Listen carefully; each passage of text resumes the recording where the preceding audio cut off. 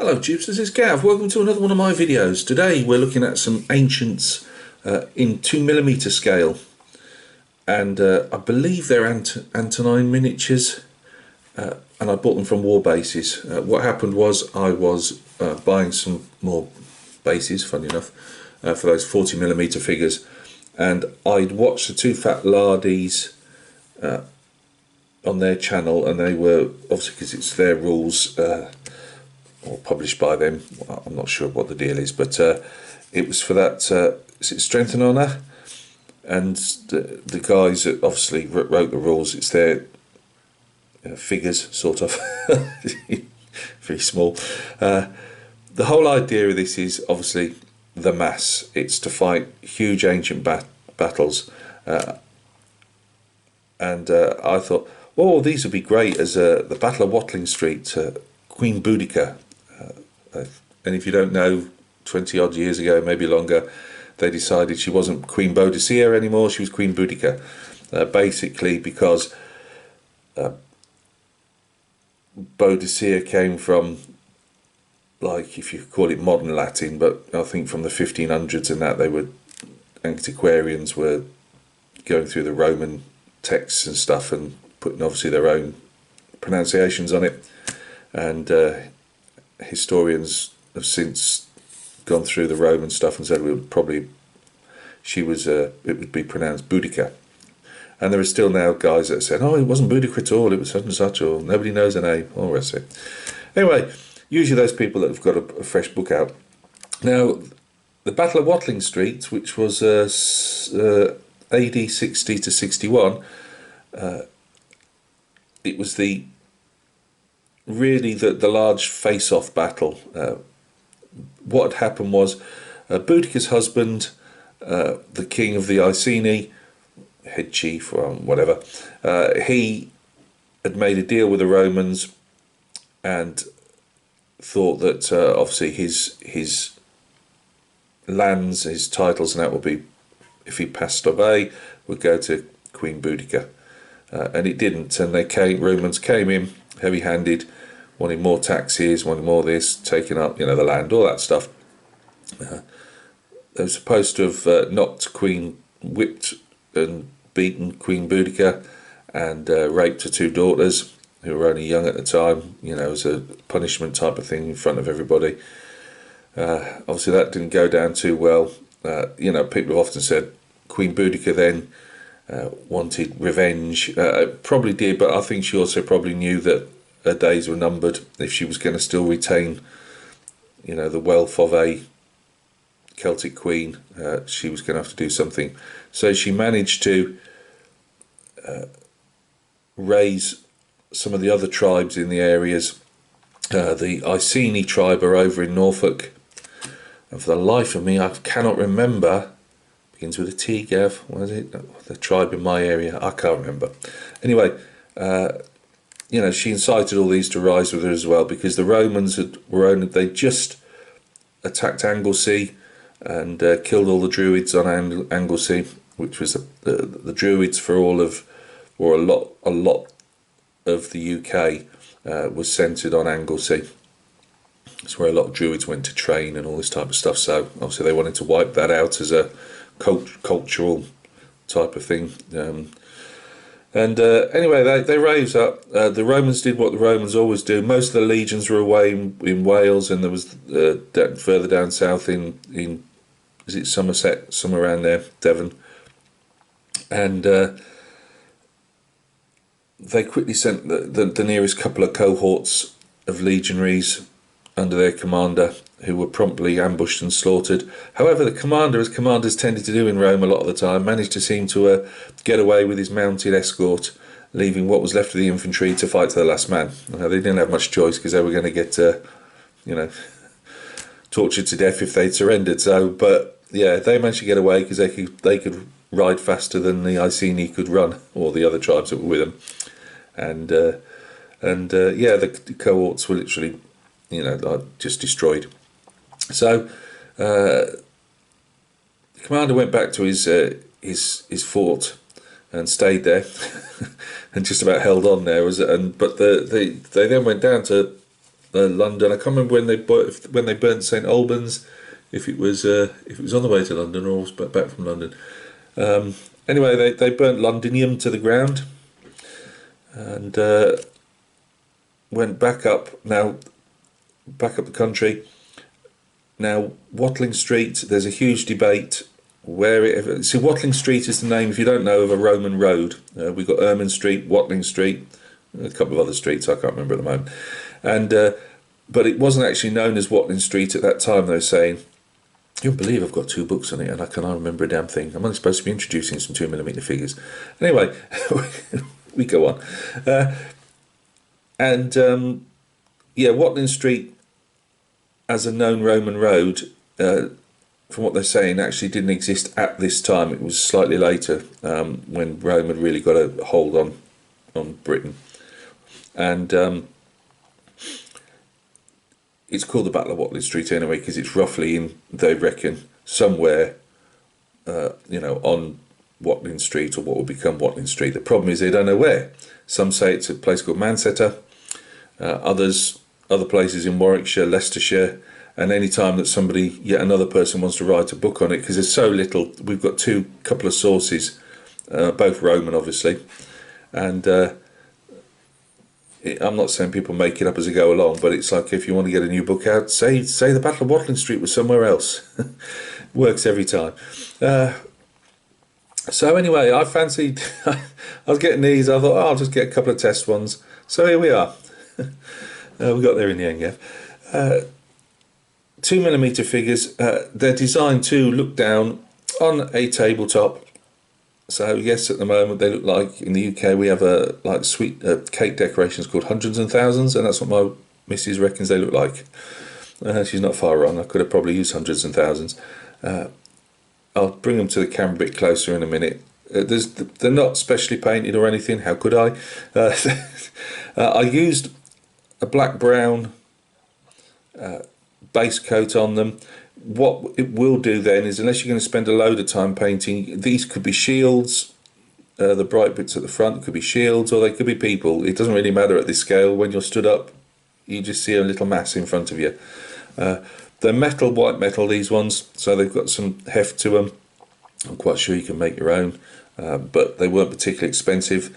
I bought these with that. You can buy them with or without the wall bases, and that's 60 by 120.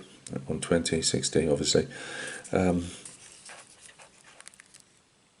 What I've done is I've used 3 or 4 different metallic colours for helmets. I've used some reddy browns, some oranges, orange browns, and some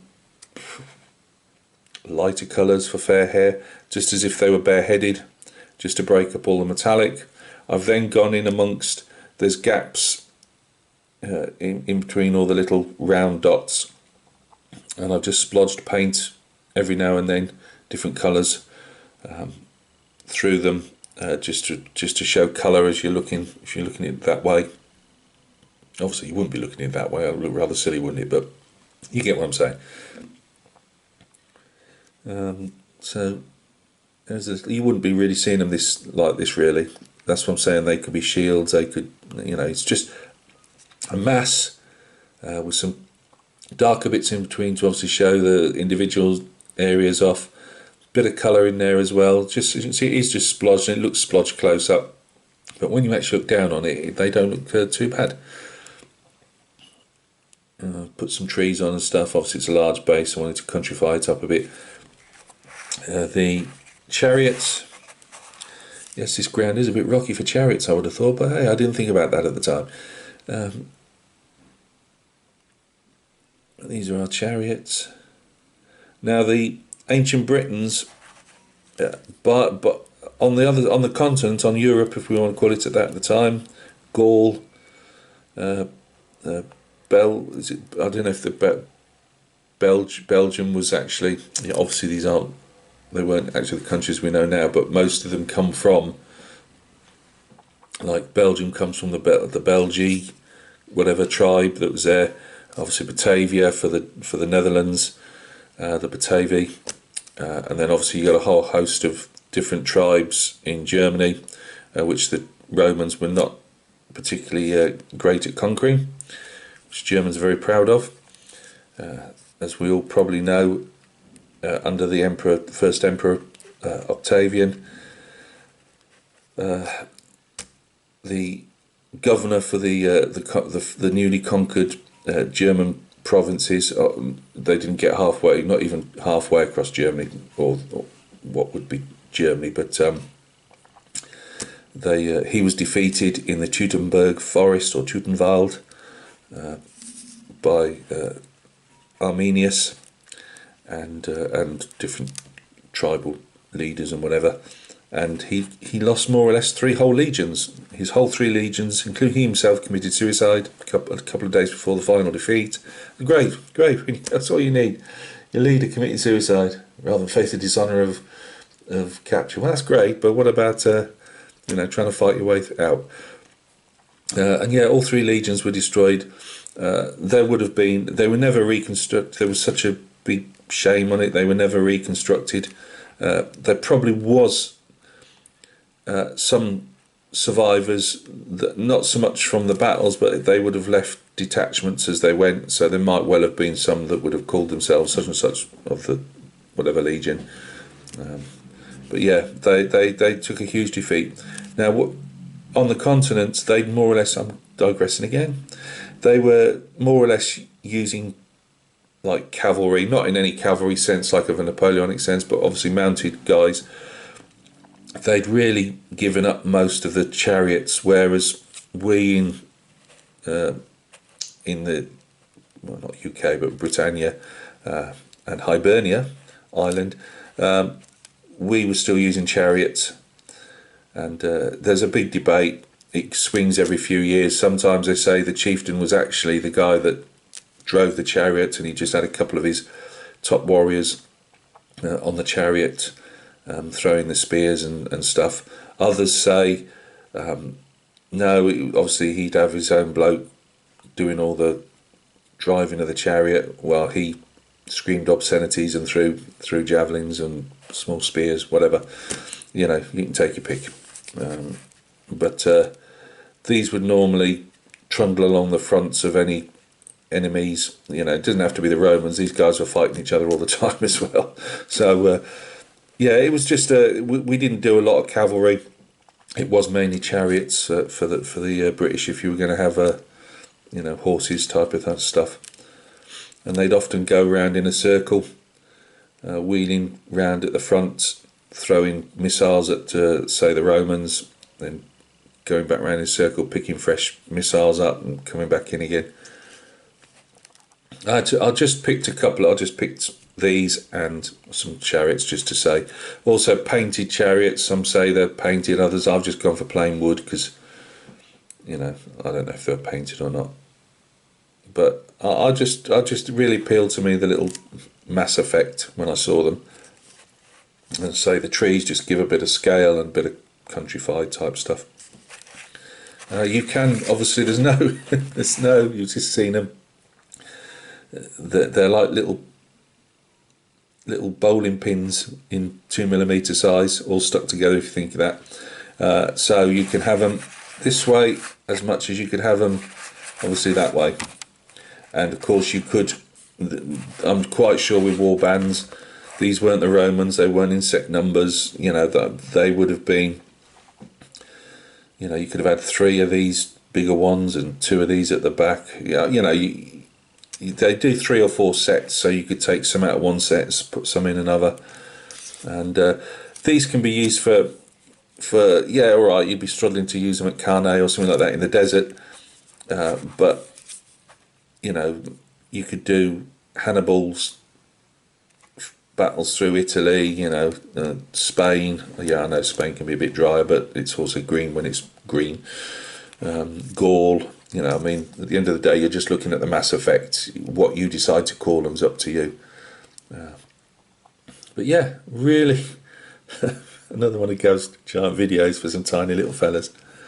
So if you're not into figure painting, how about trying these? You don't need to have any finesse. Just daub some different colours on. The reason I've had these literally probably about 6 weeks, and what I do is different colours of paint I have in my palette for doing my Napoleonics. I've been just bringing this forward and adding, obviously the greenery wasn't on, and just adding dots of paint on.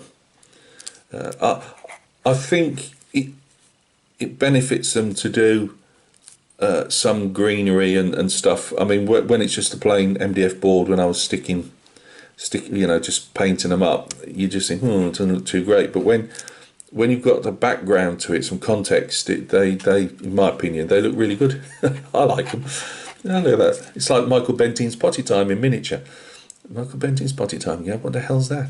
A British kids programme. Just put Michael Bentine's Potty Time on, and there's loads of videos on YouTube. Quite funny.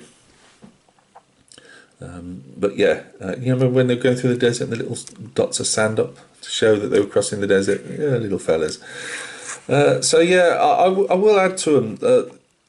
I've got to get some more bases, funny enough, from War Bases, and I need to get my 15mm Hornice little dio is completely stalled. It shouldn't do, because I'm really enjoy doing that. I've got everything painted for it, as in the shells have painted. I'm going to have to buy a couple of figures because I'm not happy with my sculpting. I might get there in time, but I just need to get this pushed on. So what I'm trying to say is I'm buying a little German barn from MDF. They do some nice little buildings, so I'm going to get a 15mm barn. So when I do that, I will also get, I said to myself, it's not a project I'm going to be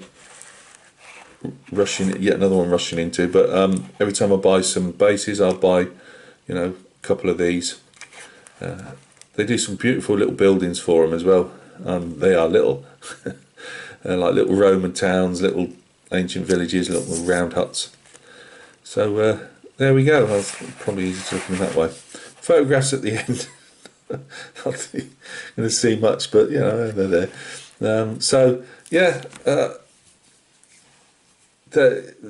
they suitable for any ancient battles. You don't, obviously you could keep the green off and just have this brown, or you could paint it more deserty colour, and do your Carthage type of stuff. And I'm sure they'll probably be doing ancient Egyptians and all that at some stage. I know they are increasing it, but yeah, it really just for the horses are very slightly larger.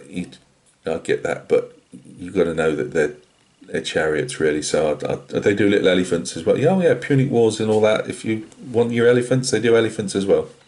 So yeah, it was just a bit of fun. It didn't cost a lot of money. I think it was a $5 or something like that for everything. So I just bought them when I got the bases. Something. I don't know where the heck I'm going to put these now. We'll find somewhere. Obviously you can't put them on top because they're little trees, so I'll probably have to. I usually build some little shelves within boxes to put them on, and I will probably magnetise these as well at some stage. So thanks for your attention. We'll be looking at Napoleonics this week. I'm varnishing my second varnish on the 40mm figures, so you'll get to see them. They'll be going up for sale this week, so I'll put a video up of those. I've also got a video coming up of HMS Kent, the 1 in 350 Type 23 frigate. I've also got a 1 in 600, 1 in 700, it's more like 1 in 600 scale, scratch built Type 21 frigate. That's going, I'm sure it's going well, but we've definitely got a whole heap of white plastic glued together, so we'll probably have an update on that when I've done a bit more filling and sanding over the next day or so. Yeah, that's about it. So as I say, I will be getting back onto the Hornice. The Jeep I've not forgotten about. That's going to get sorted this week. Yeah, thanks a lot for stopping by and taking a look. If you can see these at all. Sorry, I've gabbled on. I'll just go off on tangents. It's what I do. So look after yourselves, and we'll see each other soon on another video.